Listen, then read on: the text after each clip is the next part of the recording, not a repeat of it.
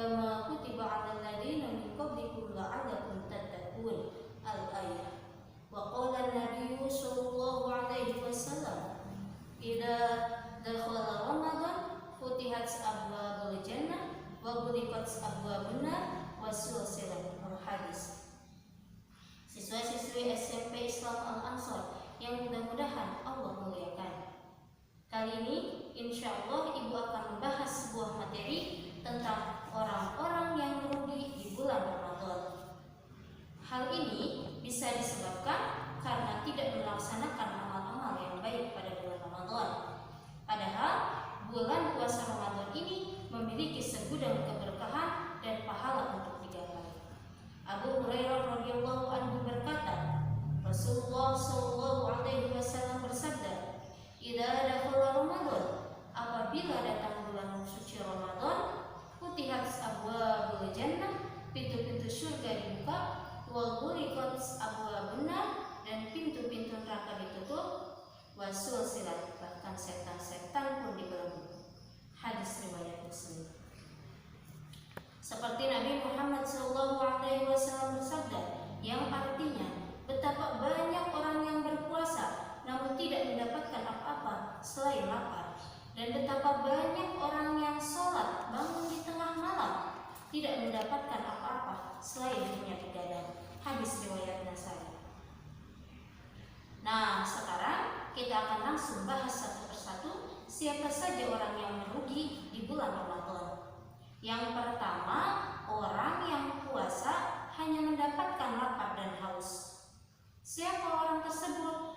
Nah, orang ini adalah orang yang puasa hanya mendapatkan lapar dan haus, adalah orang-orang yang pahalanya telah hilang. Kenapa bisa hilang? Hal ini disebabkan karena mereka melakukan hal-hal seperti yang pertama, mereka berdusta. Apa itu dusta? Dusta itu artinya berbohong. Yang kedua, mereka gibah. Apa itu gibah? Gibah itu artinya membicarakan orang lain. Yang ketiga, mereka melihat aurat lawan jenis dengan memakai nafsu. Di mana hal tersebut adalah beberapa contoh perbuatan yang menghilangkan pahala puasa. Dalam hadis dikatakan yang artinya, betapa banyak orang yang berpuasa namun dia tidak mendapatkan dari puasanya tersebut kecuali hanya rasa lapar dan dahaga. Hadis riwayat Tabrani. Yang kedua, orang yang tidak mengikuti tarawih sampai selesai. Kamu termasuk golongan orang yang mana? Orang yang sholat tarawih sampai selesai, orang yang tidak mengikuti sholat tarawih sampai selesai, atau bahkan kamu tidak mengikuti sholat tarawih sama sekali. Nah, seringkali kita melihat ada orang yang sudah keluar sebelum sholat tarawih selesai. Orang-orang yang tidak mengikuti tarawih sampai selesai tersebut menjadi salah satu bahasan materi kita kali ini. Biasanya banyak orang yang sudah keluar dari barisan sholat sebelum dimulai sholat witir. Nabi Muhammad SAW bersabda, orang yang mengikuti sholat tarawih sampai selesai maka akan ditulis baginya pahala sholat semalam suntuk. Hadis riwayat Tirmizi, Ibnu Majah, dan Ahmad. Yang ketiga, orang yang jarang membaca Al-Quran. Al-Quran itu adalah kitab suci bagi umat Islam. Membaca Al-Quran sebagai kitab umat Islam merupakan amalan yang menjanjikan pahala. Apalagi bila dilakukan di bulan Ramadan. Nabi Muhammad SAW bersabda, barang siapa yang membaca satu huruf dari Al-Quran, maka baginya satu kebaikan, dan satu kebaikan itu akan dilipat gandakan dengan 10 pahala.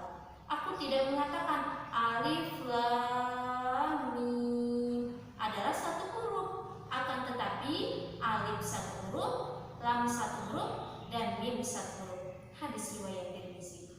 Coba kalian hitung, sudah berapa huruf dan sudah berapa pahala dalam bacaan alif lam mim?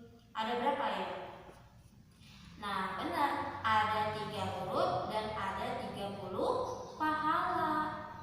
Dari sabda Rasulullah SAW tersebut bisa kita melihat betapa besarnya pahala yang kita dapatkan bila kita membaca Al-Quran, apalagi pada saat bulan Ramadan.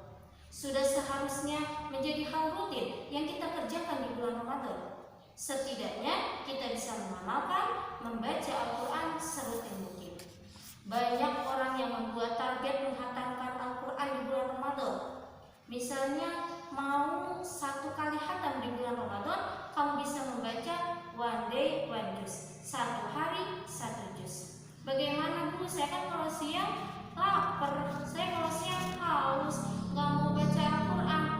Gini caranya, kamu bisa membaca Al-Quran pada saat setelah berbuka puasa, atau setelah tarawih, atau menjelang imsak. Yang keempat adalah orang yang tidak menjaga sholat. Sholat adalah tiang agama, as-sholatu imaduddin, dan sholat adalah amalan terpenting bagi umat Islam. Tentunya tidak hanya di bulan Ramadan saja kita diwajibkan untuk melaksanakan sholat, tapi setiap hari dengan tidak terkecuali.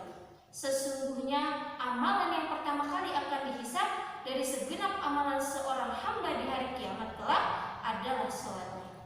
Bila sholatnya baik, maka beruntunglah ia, dan apabila sholatnya rusak, maka sungguh kerugian menimpanya. Hadis riwayat Tirmizi. Sekian dari saya, semoga kita semua tidak termasuk ke dalam bagian orang yang merugi tersebut. Kita berdoa kepada Allah agar amal-amal kita di bulan Ramadan diterima oleh Allah Subhanahu wa Ta'ala. Mari kita bertakwa kepada Allah dan jangan menyia-nyiakan hal yang tidak bermanfaat. Bisa diambil kesimpulan bahwa ada 4 yang kita bahas tadi, orang-orang yang merugi di bulan Ramadan. Yang pertama, orang yang puasa hanya mendapatkan lapar dan haus. Yang kedua, orang yang tidak mengikuti tarawih sampai selesai. Yang ketiga, orang yang jarang membaca Al-Quran. Dan yang keempat, orang yang tidak menjaga sholatnya. Sekian dari Ibu, mohon maaf bila banyak kesalahan. Wassalamualaikum warahmatullahi wabarakatuh.